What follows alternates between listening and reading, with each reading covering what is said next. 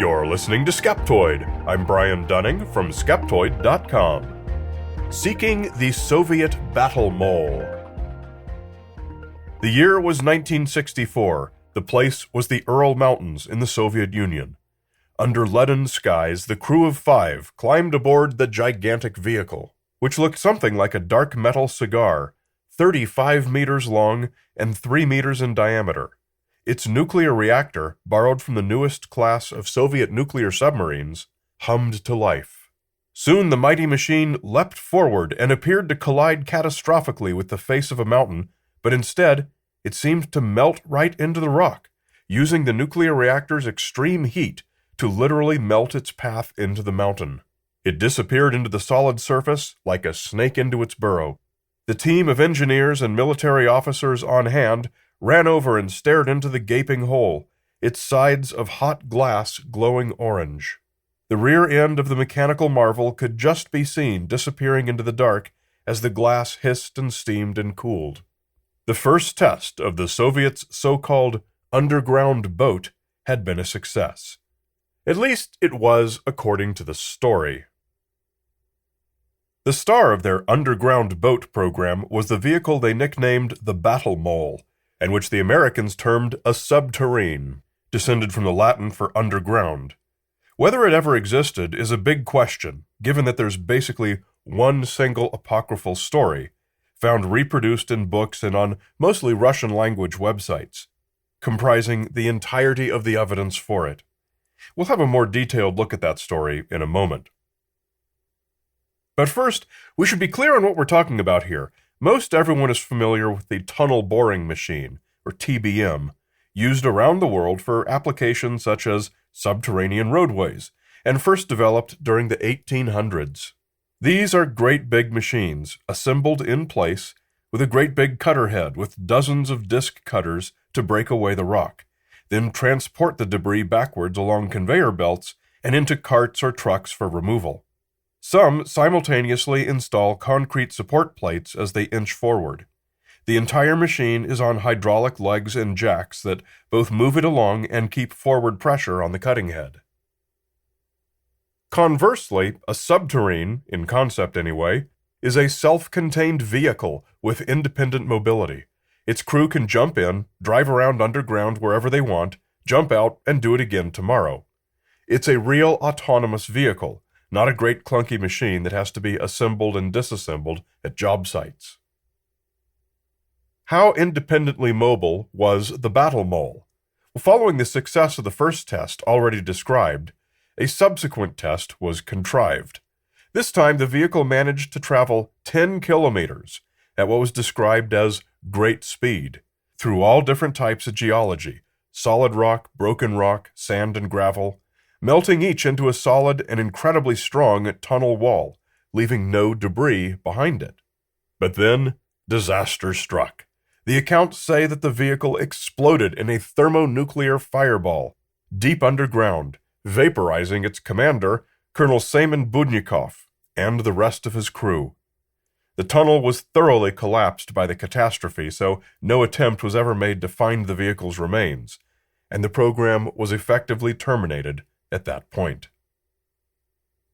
Now, obviously, there are some implausibilities to this account, at least the way it's told. If a fission reactor such as that from a submarine could be designed to generate sufficient heat to melt rock with extreme speed, there would have been no way to cool the machine or its occupants as it was encased within a molten-walled tunnel with nowhere to disperse waste heat.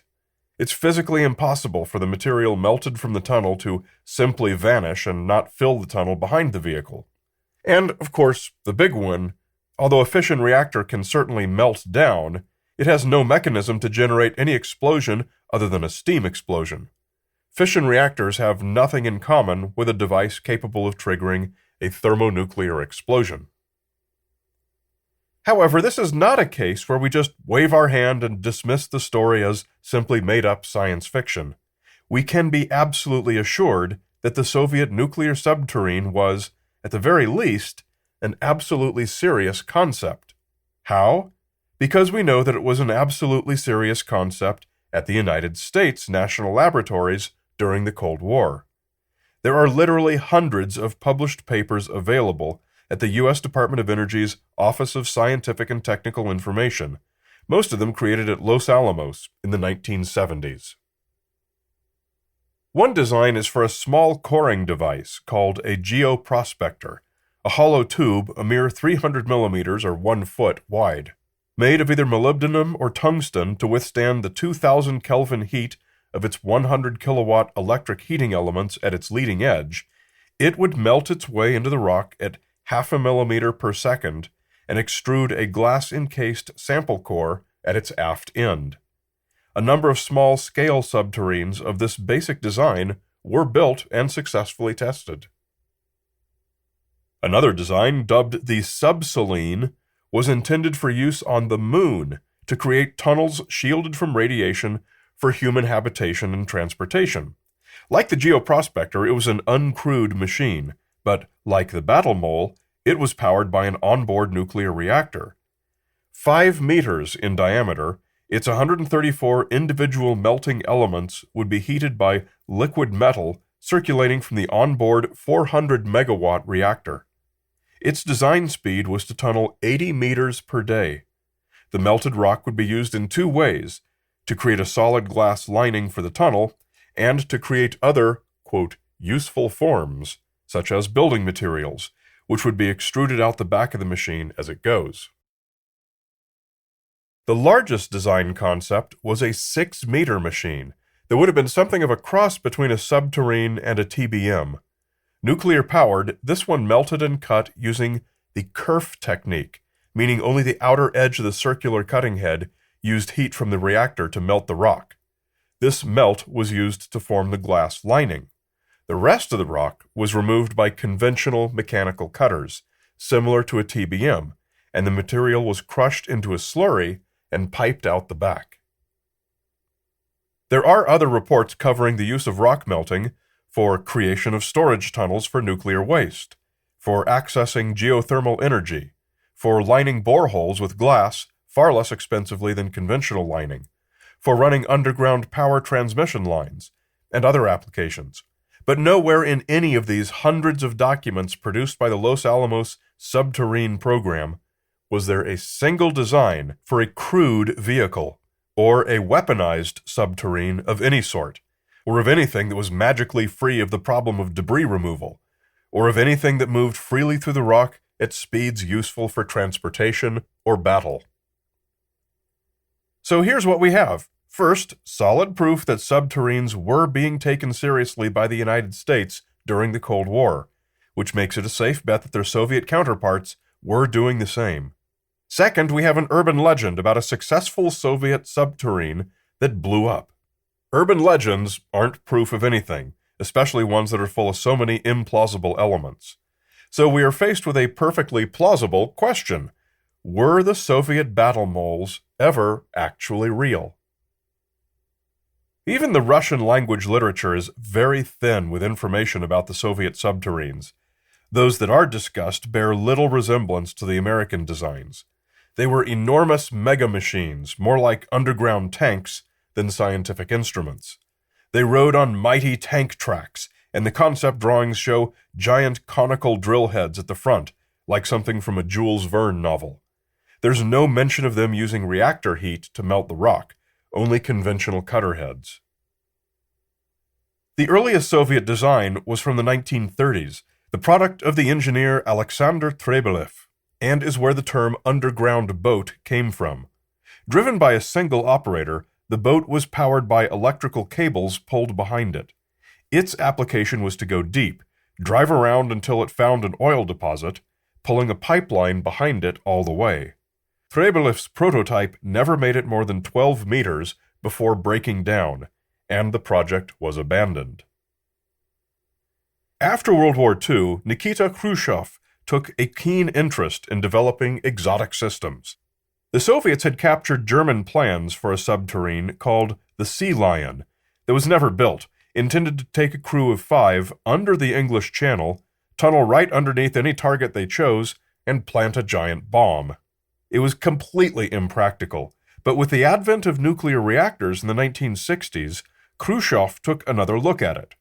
The idea would be to tunnel up to American underground missile facilities and command posts without being detected, and blow them up. This was to be the Battle Mole. It had a crew of 5, 15 armed troops, and 1 ton of explosives. It used a conventional cutter head powered by electricity from the reactor. It moved at 7 kilometers per hour, a fast walking speed. The tests, culminating with the disastrous one already discussed, are said to have taken place in 1964. The accounts all end with Leonid Brezhnev coming to power shortly after the loss of the Battle Mole, and the termination of the program, destruction of all materials, and the entire thing was classified. It's a little too convenient of a way to end the story, as the lack of evidence moves the entire thing into the realm of faith.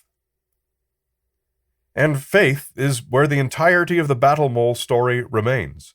While Trebelev's earlier unsuccessful machine is documented and known to have been real, no evidence has ever surfaced that the Battle Mole was ever built.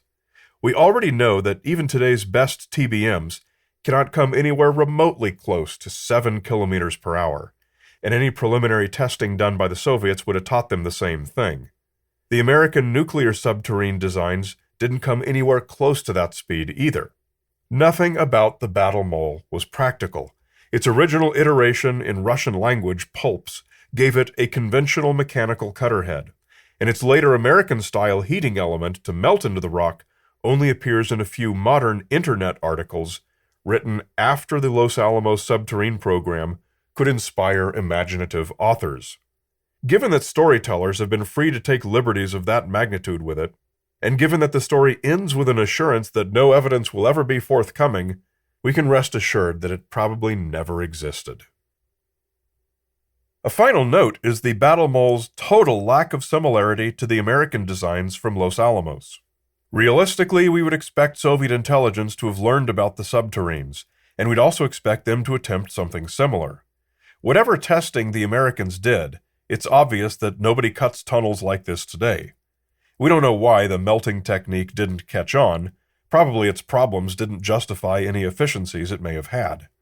So it's probable that the Soviets, assuming they did follow the American work, came to the same conclusion. If they did, the 1970s were long after the Battle Mole's alleged 1964 misadventure. So it's yet another reason the entire story just doesn't hold up to scrutiny.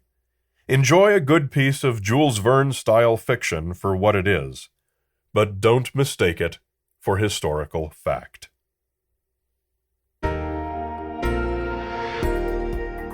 A great big Skeptoid shout-out to premium supporters Taylor Hempel, Dan Pratt, Swiss FileMaker developer Christoph Kaufmann, and George Dunstan. Want me to give you a shout-out too? It's really easy. Just come to Skeptoid.com and click on the Members Portal. Inside there, navigate to Shoutouts and Stories, and you can tell me exactly what you want me to say in your shoutout. There's also a place you can tell us your story, why you support Skeptoid, why you think critical thinking is important. And if you like, you can opt to let us share your story with other prospective members, and even in some of our grant applications. I can make the podcast, but it takes all of us working together to really do the work of promoting science literacy and critical thinking. The Members Portal at Skeptoid.com. You're listening to Skeptoid, a listener-supported program. I'm Brian Dunning from Skeptoid.com.